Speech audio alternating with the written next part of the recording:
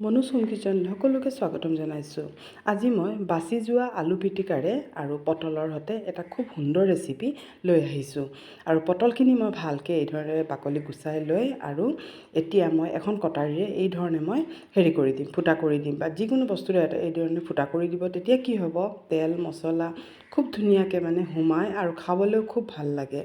আৰু এতিয়া এইখিনি গোটেইখিনি মই কৰি ল'লোঁ। কৰাৰ পিছত এতিয়া মই অলপ নিমখ হালধিৰে এইখিনি কৰি ল'ম, পূৰা মিক্স কৰি ল'ম।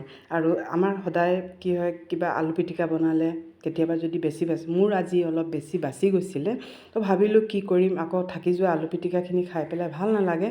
তো সেইকাৰণে আজি এই ৰেচিপিটো মই বনালোঁ।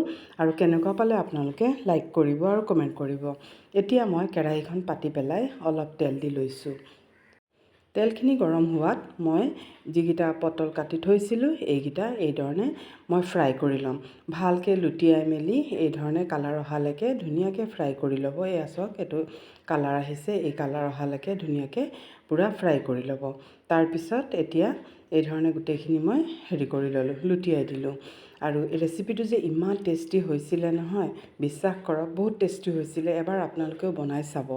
আৰু এতিয়া এইখিনি ফ্ৰাই হৈ গ'ল। এয়া চাওক, গোটেইখিনি খুব ধুনীয়াকৈ মই ফ্ৰাই কৰি ল'লোঁ। এতিয়া সেই পেনখনত অলপ তেল দিলোঁ আৰু হিং দিলোঁ, দি পেলাই মই পিঁয়াজ দি দিলোঁ। দি পেলাই এইখিনি মই অলপ ভালকৈ ফ্ৰাই কৰি ল'ম। আৰু ইয়াতে মই অলপ নিমখ দি দিম, তেতিয়া পিঁয়াজখিনি অলপ সোনকালে গলি যাবগৈ। এতিয়া চাওক, আমাৰ পিঁয়াজখিনি ফ্ৰাই হৈ গৈছে। এতিয়া মই নহৰুৰ পেষ্ট দিছোঁ আৰু শুকান জলকীয়া পেষ্ট কৰি থওঁ। মই এই ধৰণে শুকান জলকীয়াৰ পেষ্ট দিছোঁ, হালধি গুড়া দিছোঁ আৰু জিৰা আৰু ধনিয়াৰ গুড়ি দিছোঁ। দি পেলাই এইখিনি খুব ভালকৈ মই প্ৰথমতে লৰাই ল'ম। গেছৰ ফ্লেমটো মিডিয়াম আছে। এইখিনি খুব ভালকৈ মই লৰাই ল'ম। আৰু এতিয়া লৰোৱাৰ পিছত তাৰপিছত মই ইয়াত অলপ পানী দি দিম, যিহেতু পিঁয়াজখিনি আমাৰ অলপ গলি গ'লেহে তেতিয়া ৰেচিপিটো ভাল হ'ব। আৰু এয়া চাওক, ওপৰত পূৰা তেলটো বিৰিঙি আহিছে। সেই সময়তে মই ইয়াত কি কৰিম, যিখিনি আমাৰ আলু আছিলে, এয়া চাওক, আলু পিটিকা ইমানখিনি বাচি গৈছিলে, আলু পিটিকাখিনি মই ইয়াতে এড কৰি দিছোঁ। এয়া চাওক, এইখিনি চামুচেৰে ভালকৈ এইখিনি গলাই ল'ব। গলাই পেলাই এই ধৰণে ভালকৈ পূৰা গলাই ল'ব, তেতিয়াহে গ্ৰেভিটো ধুনীয়া হ'ব।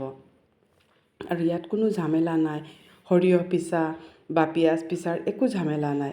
একেবাৰে কম সময়তে এইটো আমাৰ ৰেডি হৈ যায়। এতিয়া মই ইয়াত অলপ পানী দি দিছোঁ, যিহেতু আমাৰ পটলখিনি পূৰা ফুল কুক হোৱা নাই, সেইকাৰণে ইয়াত মই অলপ পানী দি দিছোঁ। দি পেলাই এতিয়া মই ইয়াত পটলখিনিও দি দিম। দি পেলাই এতিয়া মই গেছৰ ফ্লেমটো অলপ মিডিয়াম টু হাই কৰি পেলাই এইটো ঢাকি পেলাই থৈ দিম। পানীও শুকাই যাব আৰু আমাৰ পটলখিনিও সিজি যাবগৈ। এই ধৰণে এবাৰ বনাই চাব। ইমান গৰম পৰিছে আৰু আমাৰ ইমান বহুত দেৰিলৈকে পাকঘৰত সোমাই থাকিবলৈ মন নাথাকে, তেতিয়া আমি এই ৰেচিপিটো বনাব পাৰিব। আৰু বহুত সহজো হয় আৰু খুব টেষ্টিও হয়। আৰু এয়া চাওক, পটলখিনি পূৰা সিজি গ'লগৈ। এয়া চাওক, পূৰা আমাৰ পটলখিনি সিজি গ'লগৈ। আৰু ইয়াত মই লাষ্টত অলপ গৰম মছলা দি দিছোঁ, গৰম মছলাৰ পাউডাৰ দি দিছোঁ। দি পেলাই এইখিনি মই এতিয়া অলপ ভালকৈ লৰাই মেলি এতিয়া মই অলপ পিছত গেছটো বন্ধ কৰি দিম। এয়া চাওক, ভালকৈ লৰাই দিলোঁ। লৰাই পেলাই এতিয়া মই গেছটো বন্ধ কৰি দিলোঁ। চাওকচোন কিমান ধুনীয়া টেক্সচাৰ হৈছে আৰু ইমান ধুনীয়া হৈছে। ৰুটিৰ লগতো খাব পাৰিব, ভাতৰ লগতো খাব পাৰিব, যিকোনো লগত খাব পাৰিব। আৰু খুব ধুনীয়া হৈছে ৰেচিপিটো।